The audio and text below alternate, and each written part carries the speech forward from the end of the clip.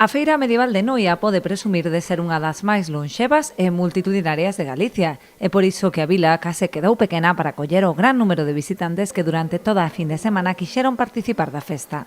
O sábado foi o día de maior afluencia.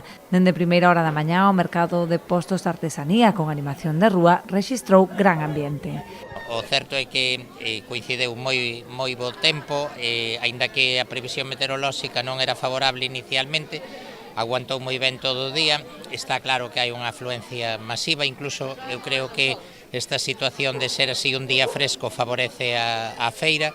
Había moita participación e moita asistencia, tanto nos xantares de lecer como nos distintos establecementos de hostelería, e polo que me comentan tamén os puestos implantados dentro do casco histórico, pois están tendo movimento, están tendo facturación, e un pouco que se busca con esta feira medieval, que xa son moitas edicións, que está perfectamente consolidada, bueno, pois ter unha gama de actividades moi ampla. Entre esa amplísima gama de actividades destacaron tamén os torneos medievais que se disputaron na zona do Malecón, nos que a pesar da solemnidade que require a loita de cabaleiros, non faltou o sentido do humor.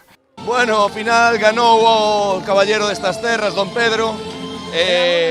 Eu intentei, pero non fui capaz. O bo é que o miserable, o ruín, o Sir Richard, o irlandés, non foi capaz de derrotar os cabaleiros de verdade que respetan os códigos e son cabaleiros de verdade. As numerosas actividades de animación que se sucederon prácticamente cada hora sumáronse os espectáculos de gran formato, nos que o lume e as acrobacias foron os principais protagonistas.